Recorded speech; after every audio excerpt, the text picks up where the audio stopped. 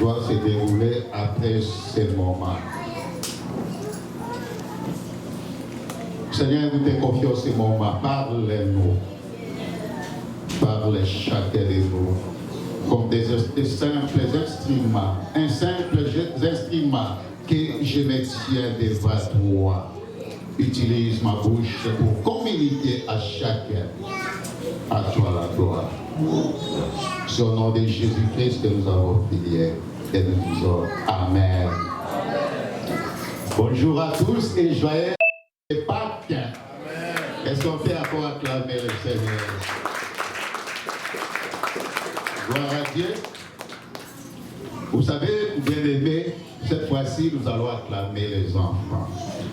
C'est nos prédicateurs de ce matin m'ont vidé toute la matière. Je ne sais rien dire, je ne sais encore quoi prêcher parce qu'ils ont déjà tout prêché au travers de la scénette qu'ils ont présentée ce matin.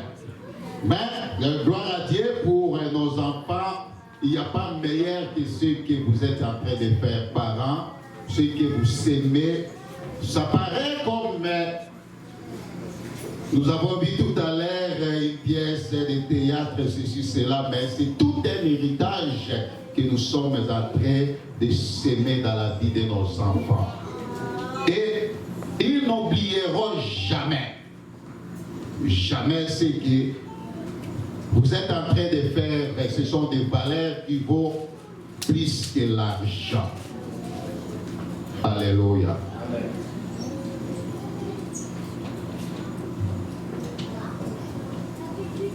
J'aimerais quand bien même que les enfants nous ont déjà tout prêché ce matin.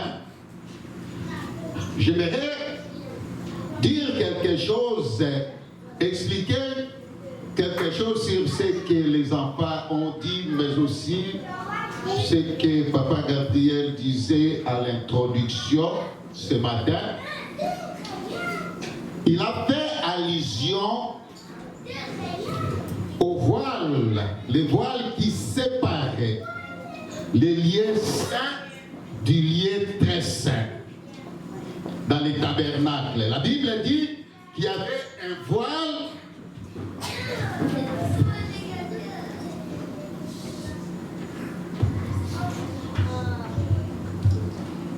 La Bible dit qu'il y avait un voile qui séparait dans les tabernacles les lieux saints du lieu très saint. Et les lieux très saints étaient les sièges de l'Éternel où personne n'accédait à l'exception de Moïse qui accédait occasionnellement. Pourquoi? Parce que c'était la présence de l'Éternel dans les lieux très saints ou les saints des saints. Et ce voile qui séparait du lieu très saint au lieu saint, c'était une image, une préfiguration du corps de notre Seigneur Jésus-Christ qui devrait être rempli afin de nous donner accès dans la présence de Dieu qui est les lieux très saints ou les saints des saints.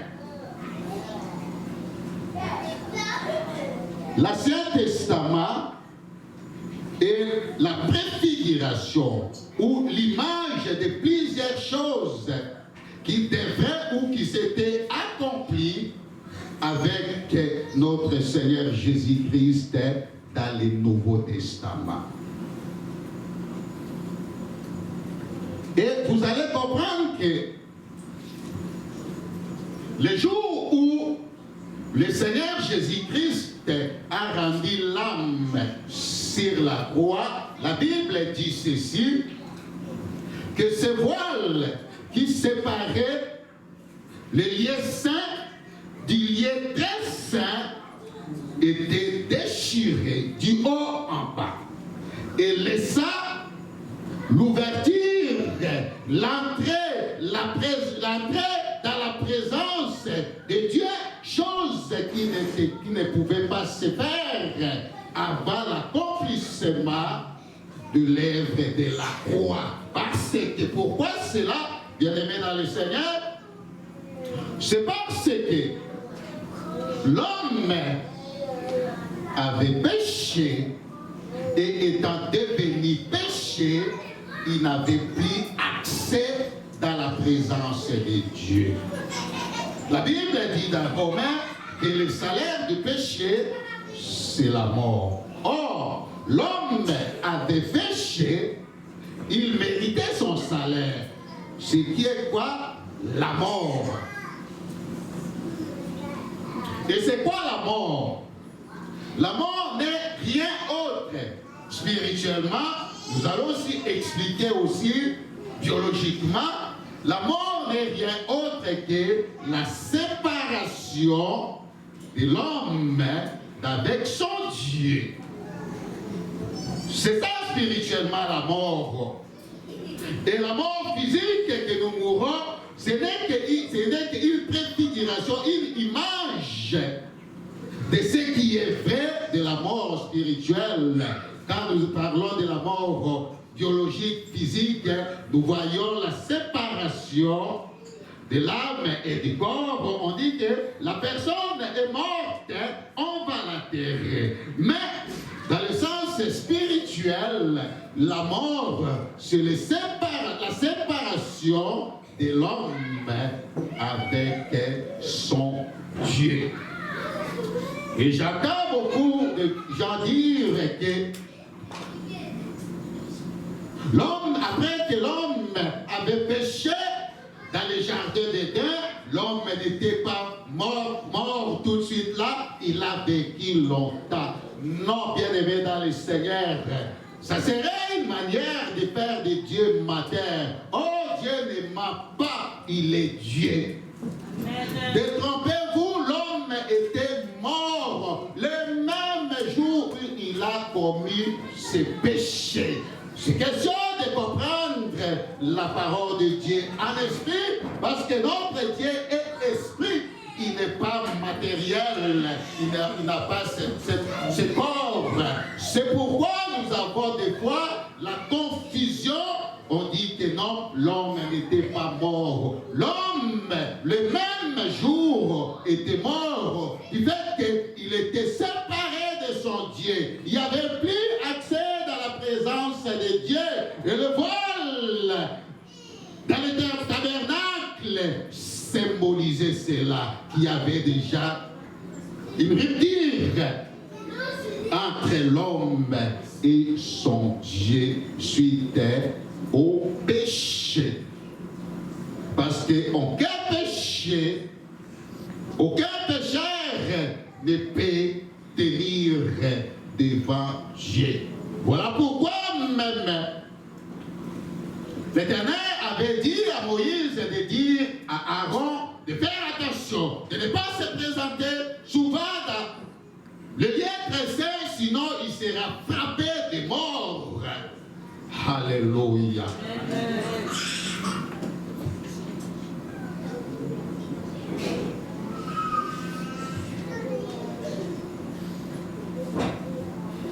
Nous allons lire Luc chapitre 24, le verset 4 à 6. Les enfants en ont lu, mais nous allons juste lire encore. Et si cela ne vous dérange pas, nous allons nous lever juste pour lire ces passages et après nous allons nous rasseoir. Luc chapitre 24, le verset 4 à 6, la Bible dit: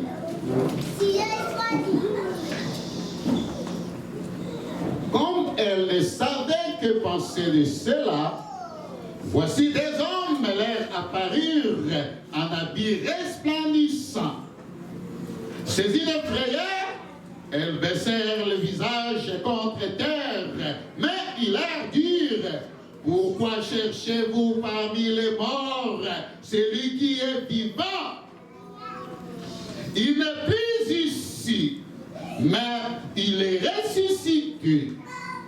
Souvenez-vous de quelle manière il vous a parlé lorsqu'il était encore en Galilée. Merci beaucoup. Vous pouvez reprendre votre... Alléluia. Je laissais suivre les étapes normales du message de ce matin parce que les enfants ont déjà prêché à notre place. Mais si nous pouvons donner un thème, nous allons dire pourquoi cherchez-vous parmi les morts celui qui est vivant. Alléluia.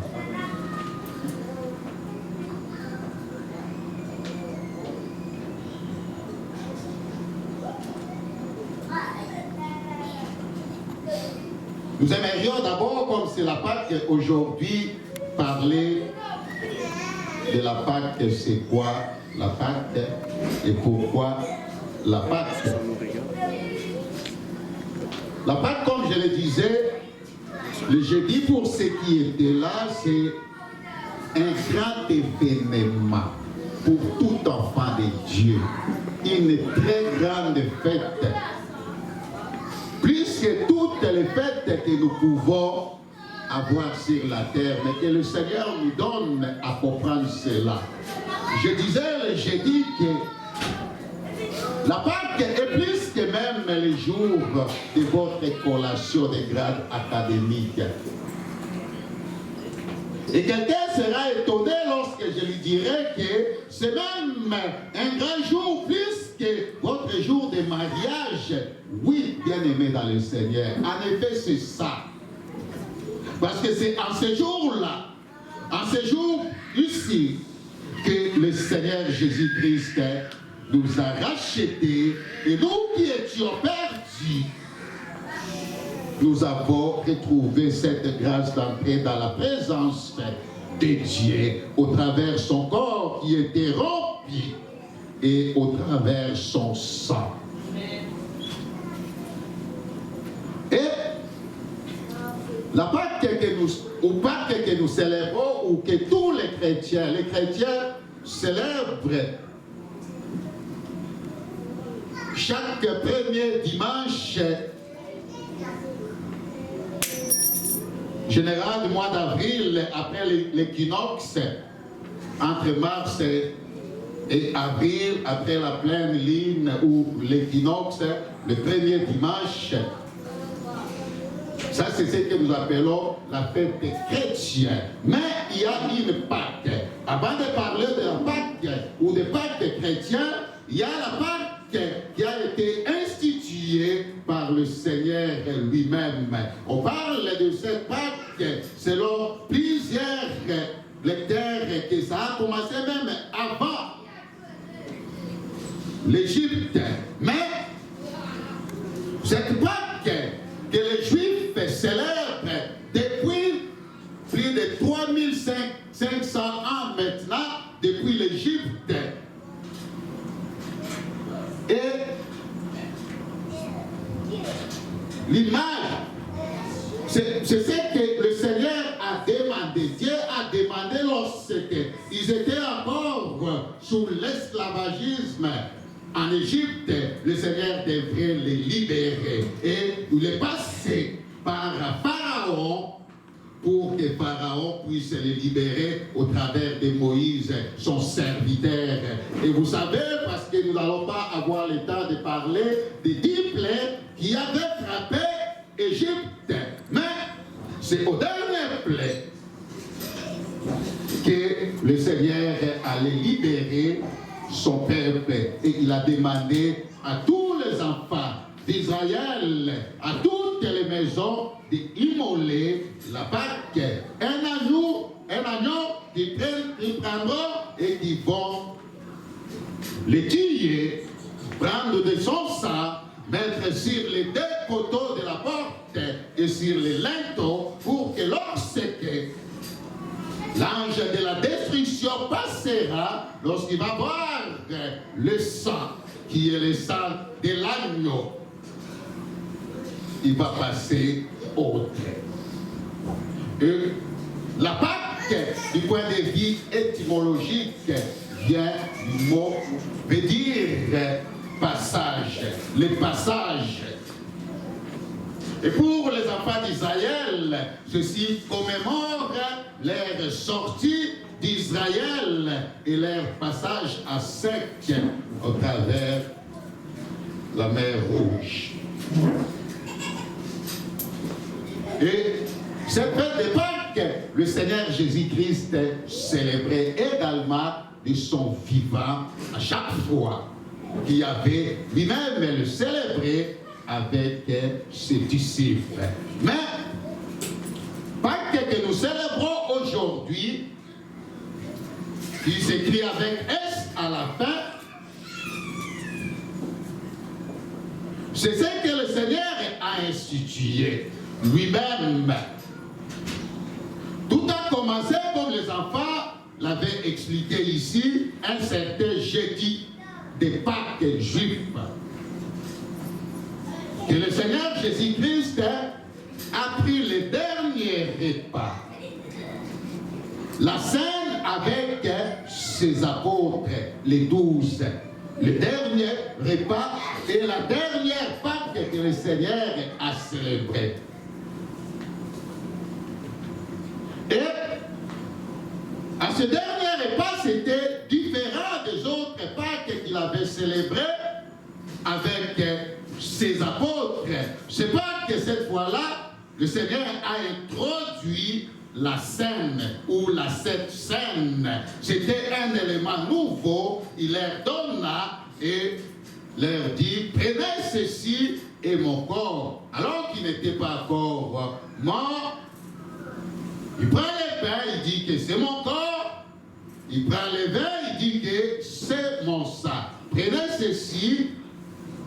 Et à chaque fois que vous prendrez, souvenez-vous de ma mort et de ma résurrection. Il le disait alors qu'il n'était pas encore mort. Donc la Pâque chrétienne, nous avons trois éléments. Il y a la Sainte ou la Sainte Sainte, il y a la crucifixion et la résurrection de notre Seigneur Jésus-Christ. Alléluia. Donc le jeudi, c'était la scène. Le vendredi, c'était la crucifixion et on l'a enterré. Et le dimanche matin, lorsque ces trois femmes sont allées le chercher au tombeau, ils ont trouvé que le tombeau était vide. Et l'ange leur dit que pourquoi cherchez-vous parmi les morts? Les morts, c'est lui qui est vivant. Alléluia. La mort a été inefficace, impuissante devant notre Dieu. Si nous lisons Exode chapitre 12, versets 5 à 7, où on parle de l'agneau pascal,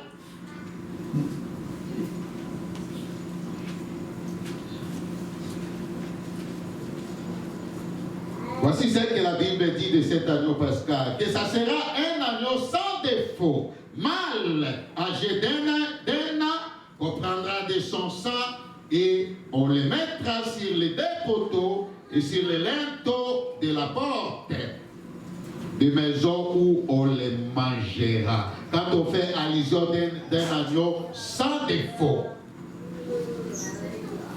on fait allusion de Christ qui a donné sa vie à la croix. Il n'a pas péché, mais il a donné sa vie à notre place. C'est même ce que 1 Pierre chapitre 1 verset 19 à 20 affirme de cet agneau qui est Christ. La Bible parle de Jésus comme étant l'agneau sans défaut et sans tache qui a été prédestiné avant la fondation du monde.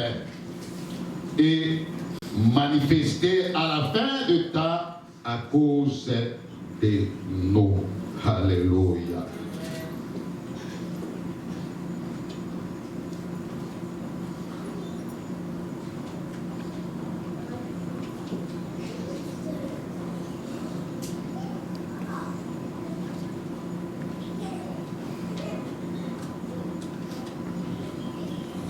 Je suis en train de sauter pour voir comment prendre le nécessaire. Matthieu chapitre 27, versets 62 à 66.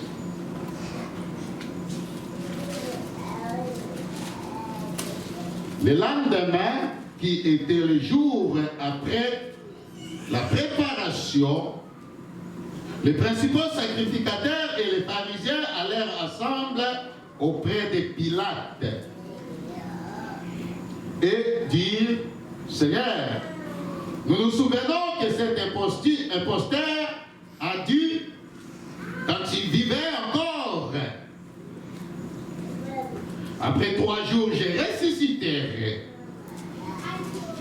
Ordonne donc que le sépulcre soit gardé jusqu'au 3e jour, afin que ses disciples ne viennent pas dérober le corps et dire au peuple: il est ressuscité des morts.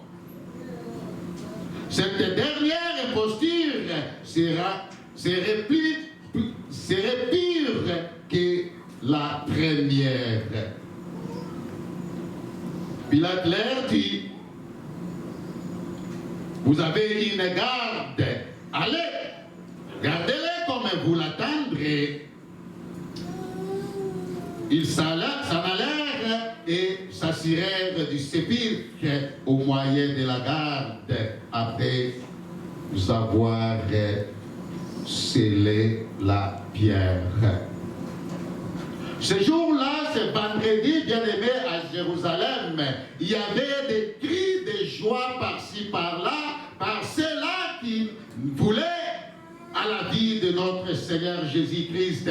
Ils se sont réjouis. Ils ont dit: c'est fini. Cet homme qui nous a longtemps dérangés par ses enseignements, par ses prédications, nous l'avons eu, c'est fini.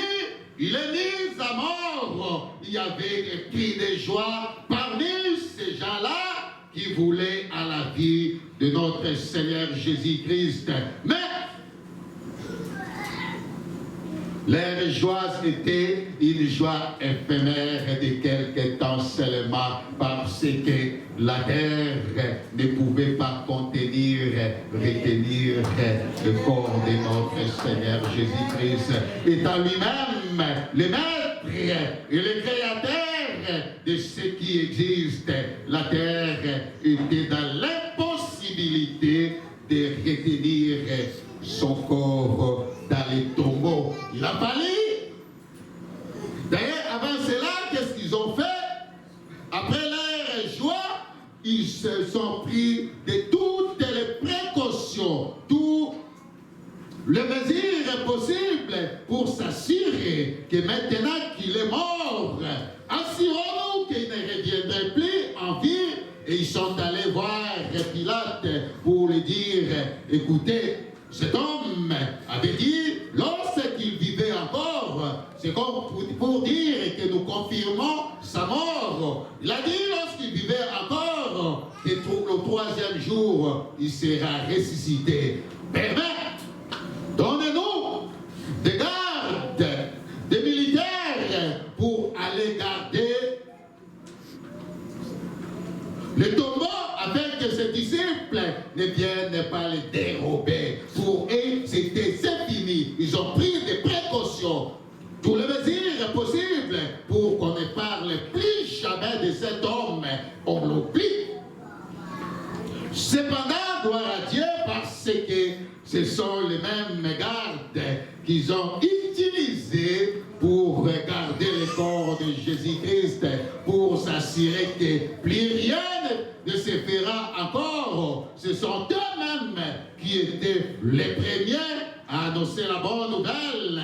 Ils sont allés leur dire que, écoutez, cet homme est ressuscité. Il est ressuscité. Ils ont vu des choses qu'ils n'ont jamais vues. La Bible dit qu'une puissance, un ange est descendu de la terre et il y avait une grande puissance, le tremblement de la terre. À l'occasion, le voile même du tabernacle était déchiré et tous les gardes étaient devenus comme des morts lorsqu'ils voyaient la gloire de Dieu. Personne ne pouvait bouger, personne ne pouvait dire un mot. Ils sont tous restés comme anesthésiés devant le Seigneur des gloires et ils ont vu des choses qu'ils n'ont jamais vues dans leur vie. La Bible dit que même les détracteurs de Jésus-Christ, ils ont dit que certainement cet homme était vraiment le Fils de Dieu. Et parce qu'il était arrivé ce jour-là, à plein jour, il y avait une obscurité sur toute l'étendue de la terre. Alléluia.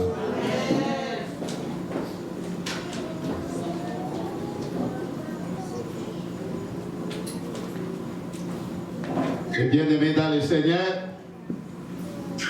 les gardes sont allés rapporter ce message au souverain sacrificateur et aux pharisiens.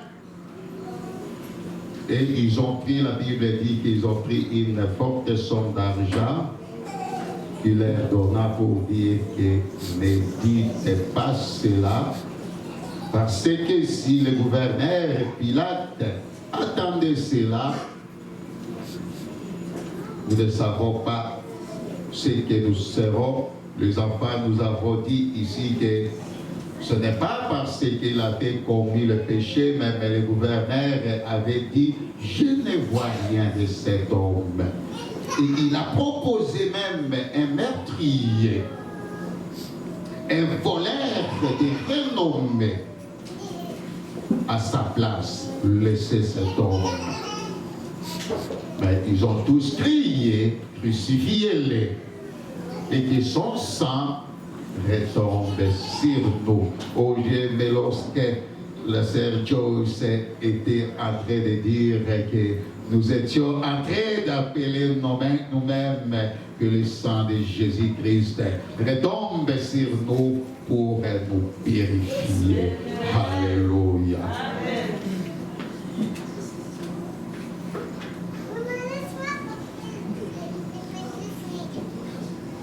Nous allons devoir arrêter ici pour le programme que nous avons de la Sainte-Sainte.